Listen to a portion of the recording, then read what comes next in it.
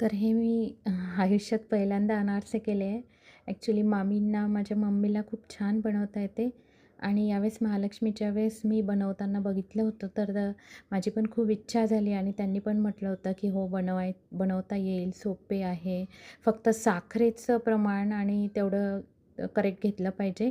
मग मी फक्त 1 वाटी तेवढी तांदूळ भिजत घालून त्यांना थोडंसं रात्रभर भिजत ठेवून दुसऱ्या दिवशी अशा कापडावर सुकवलं आणि त्याच्यानंतर मग त्याला दळून काढलं. छान बारीक दळलं त्याला आणि तेवढीच त्याच्यापेक्षा थोडी कमी साखर घेतली, त्याला पण दळलं आणि मग त्याचे छानसे गोळे बनवून ठेवले आणि आज मग त्याला थोडासा दुधाचा हात लावून त्याला भिजवलं.